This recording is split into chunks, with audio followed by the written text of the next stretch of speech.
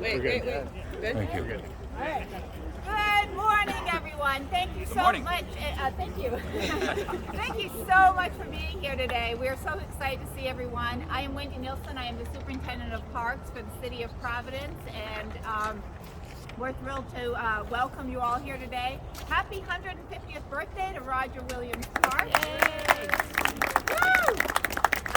The gifts keep on coming. Today we're going to, a couple weeks ago we had the Gateway Center, and now today we're unveiling our Bear Ground, Sheep Hill, and Monkey Island, as well as the Betsy Williams Sycamore Tree Race.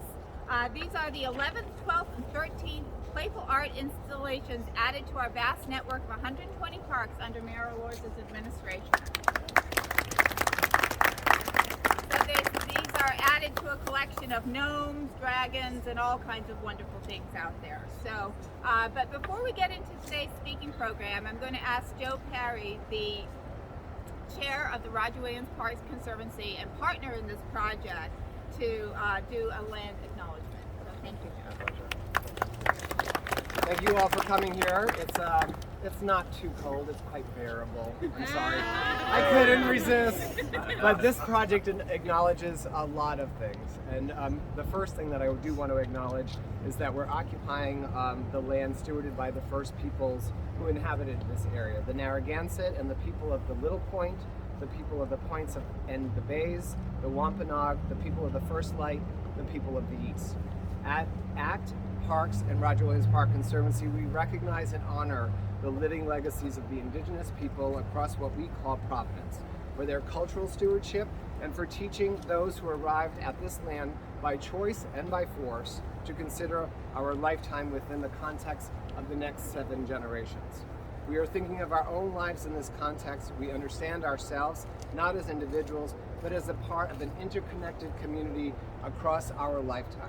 We think of the needs and the desires of children, youth, and of course our elders. We'll talk more about how we're going to actually recognize this in the future, and I give it back to Thank you, Joe.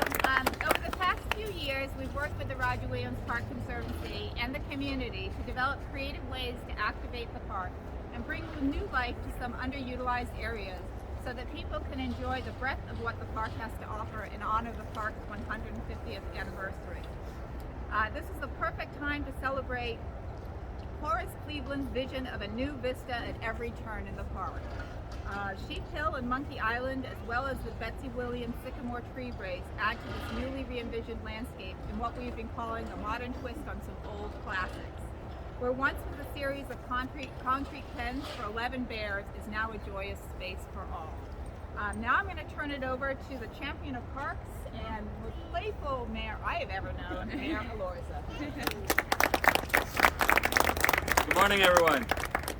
So, Joe, I like how you got us started. There's a number of people I want to recognize, so please bear with me. So, I want to give a big shout out to Wendy Nilsson, the best superintendent of parks in the United States of America. Thank you to Joe Perry. You know, we couldn't do a lot of this work without the Conservancy, so we deeply appreciate the partnership. Thank you to you, Joe, and all of your members here. I want to recognize a huge champion of parks in general, but Roger Williams Park in particular. Council President John Igliozzi. We always joke about, like, when we two are on the same page, like, we kind of both get nervous. But when it comes to parks, you're not ever going to find a bigger champion of it on the City Council. I just thank you for that, Council President. We're here with Stacy Johnson, the Executive Director of the Zoo. We were at the zoo just last week with another investment of $1.5 million. You know, the wins just keep on rolling, so thank you and congratulations, Stacy, for what you do. I want to give a big shout out to the Steel Yard. The Steel Yard, you guys are amazing. We appreciate the partnership. I know Sally was here too. Hello. Hey, here we go. Just thank you so much for the partnership. And thank you to all of our community members and residents and neighbors who are joining us. If you had the same impression that I had when I was walking over, it was somewhere along the lines of, I can't wait to bring my son. I can't wait to bring my child, my nephews, and my nieces. You know, in what has always been, for as long as I've been alive, a space that you just sort of drive through and perhaps not even give a second glance to. Now it's a destination. Now it's another place for our families to join and come together. And it's a testament to the amazing job that the Parks Department has done. So just a couple of quick things about the importance of Roger Williams Park and parks in general. You know, when my term started 8 years ago, Roger Williams Park was a shining gem, but it did need a little bit of an investment. So we've invested, what's the number? About $22 million on top of investments that have been made by other organizations and friends of ours. So as you can see, we've put our money where our mouth is, and we prioritized this park as the crown jewel of the city's Emerald Necklace. And that Emerald Necklace entails 120 parks that we have renovated over the past 8 years, so that today, every single child in our city lives within a 10-minute walk of a beautiful public park. I'll leave by just sharing this thought that I first heard from the former mayor of Charlotte, North Carolina, Mayor Joe Riley. Actually, it wasn't Charlotte. It was South Carolina. Anyways, Mayor Joe Riley. He said that the most beautiful thing in the world is when the things that we value the most are those things that we own in common, as opposed to those things that we own privately. And we own this park in common. It is a public park, and we've invested in it as if it was our own, because that's how much we value our public spaces. So that was the mayor of. I thought of it as I was speaking. Anyways, it really is a testament to the importance of these public spaces. Thank you so much for being stakeholders and for supporting our Parks Department and all the great work that it does. Thank you, everyone. Thank you, Mayor. And I also want to thank the Providence City Council for their work to make this project a reality, as well as the Board of Park Commissioners for their ongoing support. We'll now hear from Council President and Park Commissioner John Igliozzi. Thank you. Good morning, everybody, and what a great day, huh? First of all, we have to give a big thank you, of course, to Mayor Laws and his staff. Let's hear it for him. He has been a champion of the parks on the city of Providence, and we always have to give people their proper due. With that paper, I don't want to litter, so we always do, because he has been a champion, and we should always respect that and admire that. We also have to give a big thank you to, of course, Superintendent Wendy here, because she has been a great partner. I know with the mayor, and of course with me and my council colleagues, always working together, not just with this park, but the parks throughout the city. And everybody here, I can say at least from the mayor, Wendy, myself, and my council colleagues, we always understand the value of a park, a neighborhood park, and what it can do, how it can really enhance the livelihood and just livability in our city. So I really thank them again. So really thank you on behalf of the council. It really is a good thing. I think, of course, congratulations to Joe Perry, a good job. So squeezed there, glad to hear some more from you. And of course, congratulations to our new executive director, Stacy Johnson, by the Roger Williams Zoo. Let's hear for that, because the zoo is part of it. I just want to give a quick personal look and why I think parks are so important. I'm going to tell you about how it's connected in my life, my whole family. Just look at Roger Williams Park. This place right here. As a young boy, the first picture I saw was my mother in a wedding dress, way back when in the Japanese garden, getting her photographs here, back in the 50s. Then, of course, as I prolonged in my life, I came to the park and the zoo. Of course, then I came with my sons and went to the Museum of Natural History. We would go to the zoo, we'd walk this park. It's been part and parcel of my life. I even got married here at the casino, and I had pictures at the Botanical Gardens. And I'm giving you some stories. I'm sure that everybody in this audience has a connection to this park and any park in the city. And that's what makes it so special. That this is just not a one-off. This is something that has actually had been very impactful in all lives. I can tell you in my life, and my family's life, and that's why we cherish this great place, Roger Williams Park, and all the parks. And I gotta say, it's a wonderful thing, and I'm so excited about this. I am jealous, unfortunately, because my sons, as as a single parent now. My sons are old now, and they're not gonna jump on this thing. But I may still. So I'm gonna tell you something. Congratulations, everybody. I look forward to everybody playing this wonderful area, coming to Roger Williams Park, coming to the zoo, and enjoying our great city, because it is a great city, and the parks make it that special and make it great. Thank you all. God bless.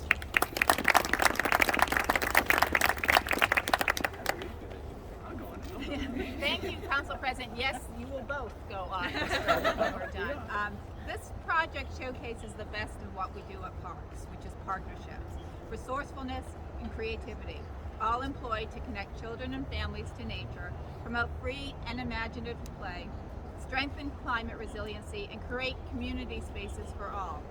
We know many memories will be created in this playful, peaceful, and iconic area. It's a great example of a public-private partnership. We leverage city resources and funding with nonprofit private contributions. That partner in this case was the Roger Williams Park Conservancy. Joe, thank you so much for being that partner. We'd love to hear from you. Thank you all. I'll keep the puns to a minimum, but I do want to recognize that this whole project is very symbolic on many different levels. One is also just educational, but it's a bear, which is also a very symbolic and powerful message and symbol for the Native American people. So the Conservancy with the Parks Department later this year will have a sort of art family hike so that we can visit all of the art installations, and we will also be working with the Native American to do a blessing here to clear out the juju that might be here and now is being cleared out by this amazing playful project. My connection goes back a little bit further. My parents met in this park, so I've been coming here since I was a twinkle in my dad's eye. And one thing that I would always drive by was that seal stand, and I was always confused by it. Was it a fountain? What was it? What purpose did it serve? And that's when I really started to learn that it was a park zoo, not because there was a zoo in a separate section, but because the animals were housed throughout this entire park. And the staircase, as you had mentioned and alluded to, was like, what was it? Why was there a staircase here?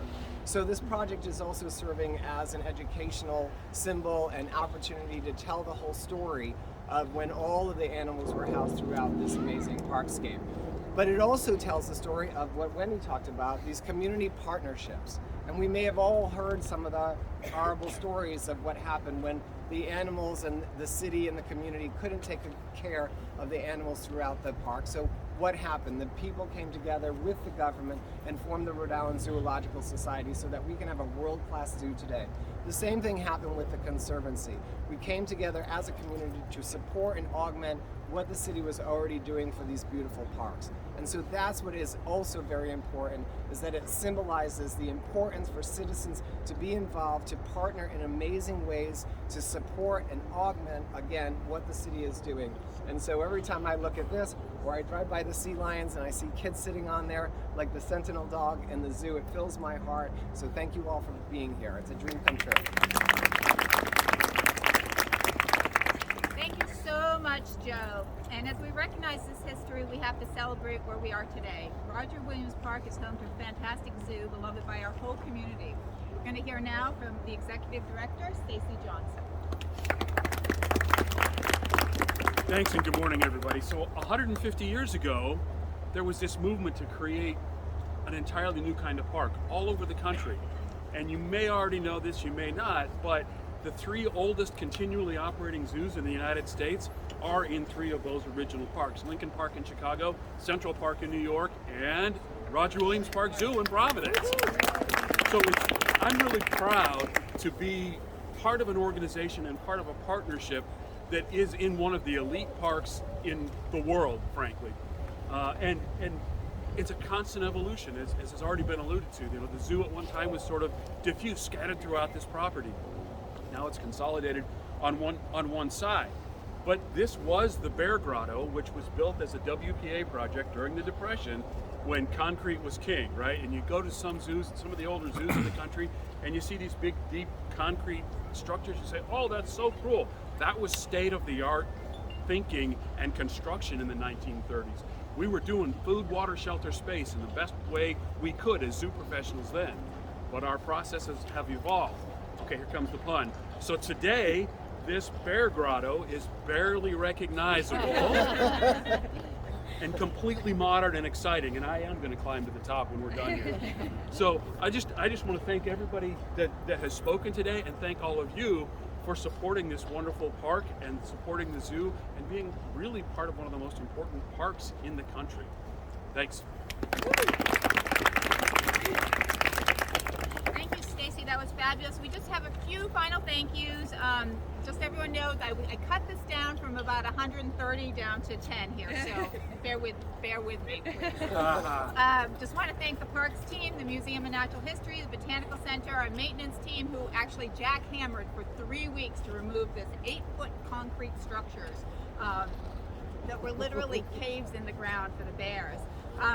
Designed the logos, design work, installation of Monkey Island and Sheep Hill.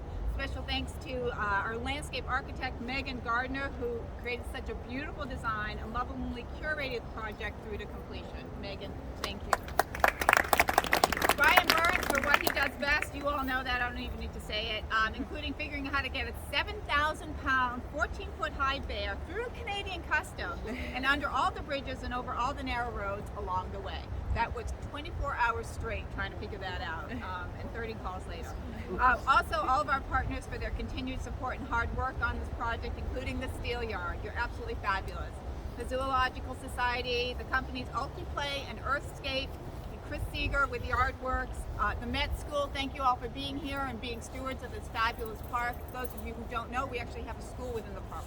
So we love you guys, thank you. The Steel Yard team again, our partners at Art, Culture, and Tourism. Special thank you to Mike and Carmen Werner and David O'Day for helping with some of the engineering on this project. We're going to cut the ribbon, and if I missed anybody, I am sorry, but you're in our hearts and you're here today. We have a couple of club cars that will take people over to see Sheep Hill and Monkey Island. Fabulous Faith over here has maps if anybody wants to take them and go on their own to see the other art installations in the park. And then we're going to cut the ribbon, and then we're going to see a couple of photo ops here. Yeah, okay. Thank you. So. All right. We have community partners who want to be in the ribbon cutting. Feel free to come up and join. Kiddos, come on over. Get up there.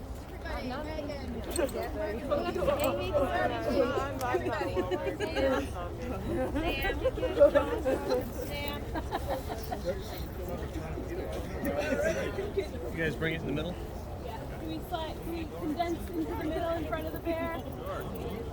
Come on up, guys. And students, you folks want to join? Hallie,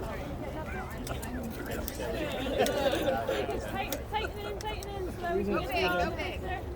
Can we ask some of the students going outside too? Renee, Brian, Audrey, Judge Clifton, come on over. Everybody. Chris Seeger, come on. Everybody over here. Come. All right, we good? All right, I'm going to ask folks to just grab a hold of this. Keep it nice and taut. Just like come in a little bit more, sorry. Huh? Bear pond. I think I'm low. I can barely take them. All right, so I'm going to ask for everyone's help in counting down from 5, all right? 5, 4, 3, 2, 1.